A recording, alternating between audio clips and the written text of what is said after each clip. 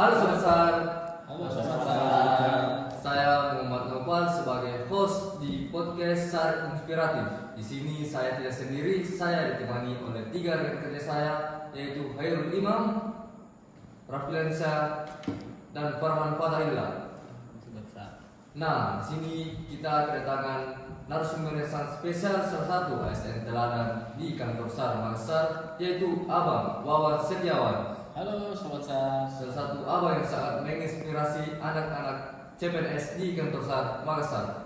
Hari ini kami akan membawakan atau membahas sebuah tema yang sangat penting, yaitu core value ASN berakhlak. Sebelum kita masuk ke sesi tanya jawab, ada baiknya untuk Bang Wawan untuk memperkenalkan diri dulu ke adik-adik atau sobat-sobat SAR di luar sana. Untuk itu Bang Wawan dipersilakan. Terima kasih Adik Nopal atas kesempatannya. Selamat pagi buat rekan-rekan Sobat Sar. Sebelum kita masuk ke tema, baik saya akan memperkenalkan diri.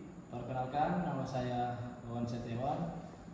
Saya masuk di Basarnas angkatan 2010. Alhamdulillah udah 15 tahun dan ada beberapa diklat yang kami sudah lalui. Mungkin yang pertama adalah diklat SAR yang utama. Sebelum kami masuk di Basarnas, itu adalah landasan yang utama, termasuk dengan adik-adik kita. Mungkin dari perkenalan cukup. Saya kembalikan ke hostnya, Noval, silakan. Terima kasih atas perkenalan dirinya Bang. Langsung saja ke pertanyaan yang akan kita berikan kepada narasumber kita. Untuk itu pertanyaan pertama dipersilakan. Pertanyaan yang pertama, bagaimana Abang beradaptasi dengan perubahan dan tantangan lingkungan kerja? Baik, kami coba untuk menjawab dari pertanyaan saudara Opal. Jadi sebenarnya beradaptasi itu dengan perubahan di kantor itu bagaimana kita bisa mengikuti aturan-aturan yang ditetapkan oleh pimpinan. Contoh, apabila kita ditetapkan untuk melaksanakan apel dari Senin atau Jumat sampai Jumat, itu kita tetap harus laksanakan mulai pagi sampai dengan sore, itu harus dilaksanakan. Dan ada juga yang berhubungan dengan absensi.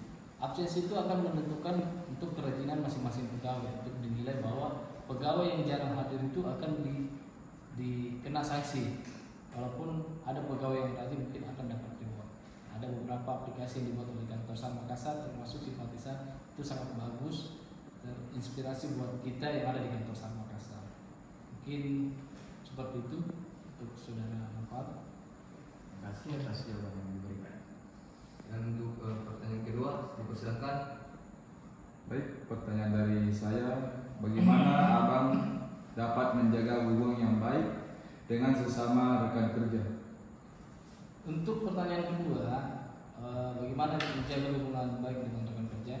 Yang pasti adalah kita harus saling menghargai satu sama lain. Mau beda agama atau beda suku, tetap kita selalu saling menghargai. Terus apapun yang dilaksanakan oleh teman-teman atau adik-adik yang ada di Makassar, melaksanakan kerja atau tugas, itu kita harus melaksanakan dengan bersama supaya pekerjaan yang harusnya sulit itu bisa jadi mudah dan bisa cepat selesai seperti itu. Terima kasih. Untuk itu pertanyaan ketiga dipersilakan. Baik, untuk pertanyaan ketiga, bagaimana Abang menunjukkan loyalitas terhadap instansi yang kita cintai ini? Untuk loyalitas sebenarnya itu sudah ada di kita seorang pegawai atau sebagai rescuer. Loyalitas itu yang pertama adalah bagaimana kita harus bertanggung jawab dalam melaksanakan tugas tupoksi kita. Contoh, mungkin kita harus betul-betul melaksanakan siaga atau pencarian dan pertolongan atau operasi SAR, terus latihan. Itu adalah salah satu contoh loyalitas yang harus kita laksanakan. Terus adapun loyalitas tambahan apabila kita diberikan tugas oleh pimpinan atau atasan langsung di hari di luar jam kerja, itu sebagai loyalitas untuk menunjukkan bahwa kita loyalitas terhadap pimpinan atau atasan langsung kita. Seperti itu.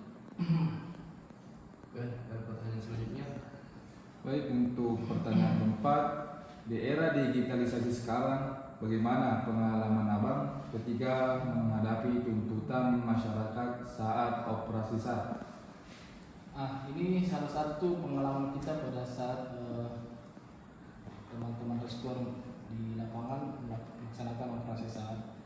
Ini sudah sering terjadi pada saat melaksanakan operasi SAR itu, kadang memang banyak tuntutan dari masyarakat atau keluarga korban. Nah, jadi alasannya bagaimana kita bisa menghadapi itu, kita harus menjelaskan terhadap keluarga korban. Contoh, apabila kita mendapat kondisi di lapangan pada saat situasi malam operasi SAR, kita bisa jelaskan ke keluarga korban atau masyarakat setempat bahwa melakukan pencarian malam itu SOP yang kita laksanakan itu tidak sesuai dengan SOP, karena otomatis jarak pandang untuk melakukan pencarian malam itu terbatas, malah akan membuat resiko yang sangat membahayakan bagi seorang penolong. Jadi yang harusnya kita melakukan pertolongan, takutnya ada yang menjadi korban lagi. Jadi kalau bisa operasi SAR dilaksanakan di pagi hari, biar untuk pandangan atau visibility untuk pencarian itu lebih terang, lebih cepat untuk melakukan pencarian. Mungkin seperti itu. Pertanyaan selanjutnya, Apa arti loyalitas bagi abang sebagai ASN dan bagaimana cara abang menunjukkannya? Untuk loyalitas sendiri, ini apa arti loyalitas kita pada saat sebagai ASN itu, yaitu loyalitas mungkin masalah disiplin waktu, ya. Kita harus disiplin waktu, terus bagaimana kita kerapian kita harus kita jaga, performance kita pada saat kita melaksanakan tugas di luar itu harus utamakan performance kita, biar kita bisa dinilai dari instansi-instansi lain bahwa Basarnas memiliki performance seperti ini, tampilannya seperti ini. Kalau untuk masalah loyalitas waktu itu kita harus komitmen dengan waktu, jangan melanggar aturan-aturan yang sudah ditetapkan oleh kantor. Seperti itu. next pertanyaan selanjutnya, Pertanyaan selanjutnya, apa yang abang lakukan untuk memastikan kompetensi untuk berkembang? Untuk melakukan kompetensi biar kita bisa mengembangkan pengetahuan atau ilmu-ilmu yang ada di Basarnas atau di usaha. Yang pertama adalah kita harus menjaga kesehatan atau kebugaran tubuh, yaitu dengan cara kita melaksanakan kesamaptaan yang sudah dijadwalkan oleh kantor SAR masing-masing. Contoh, di setiap hari Selasa, Kamis, dan Jumat itu ada olahraga umum.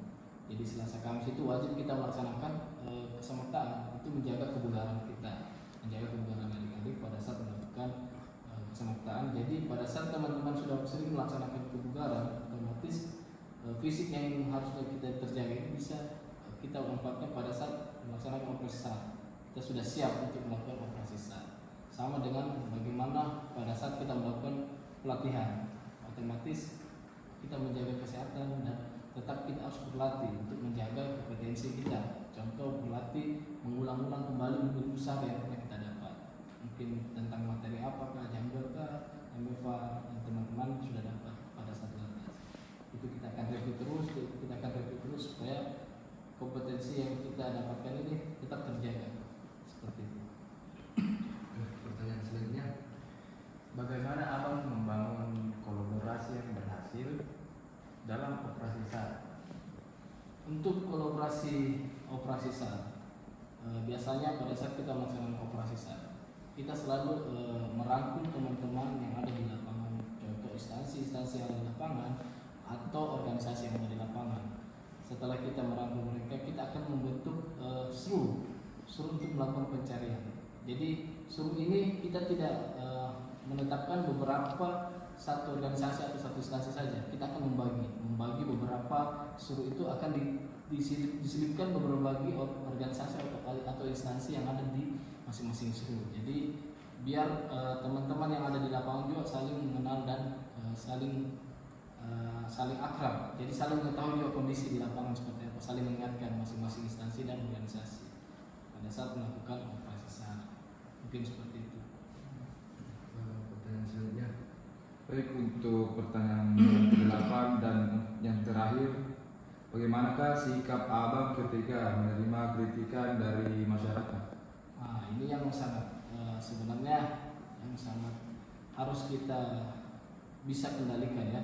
Karena pada saat di lapangan kita selalu menerima kritikan oleh masyarakat, kita harus dituntut untuk bisa mengendalikan situasi, bahwa berarti kita harus bisa tenang mengendalikan situasi. Jadi pada saat sudah kita dikritik atau kita ada dalam tekanan, itu harus kita menjelaskan ke masyarakat atau keluarga korban yang lagi berduka. Kita bisa menjelaskan bahwa operasi SAR itu seperti ini SOP-nya.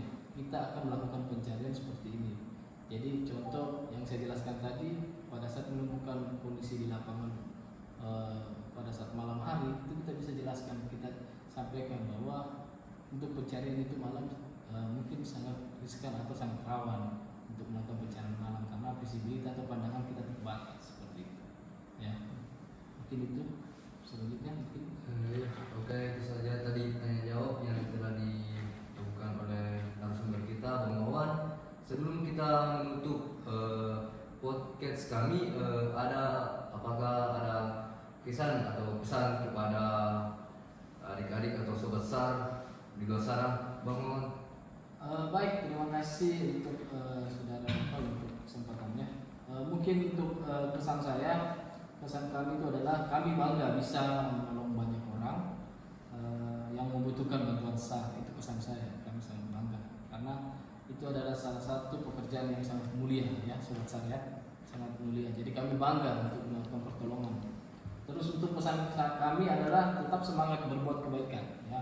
Jangan bosan-bosan untuk melakukan pertolongan terhadap orang yang membutuhkan pertolongan SAR. Terus jangan lupa pada saat kita melakukan pertolongan, pesan saya ingatkan untuk teman-teman penolong atau seorang sobat SAR yang melakukan pertolongan, jangan lupa utamakan safety untuk melakukan pertolongan.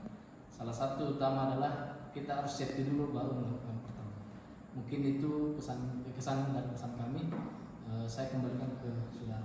Terima kasih banyak Bang Wawan. Mungkin itulah tadi kesan yang dibawakan dari Bang Wawan yang sangat menginspirasi sobat SAR di luar sana. Mungkin cukup sekian dari kami. We are family, profesional, modern, terwiji. Assalamualaikum warahmatullahi wabarakatuh.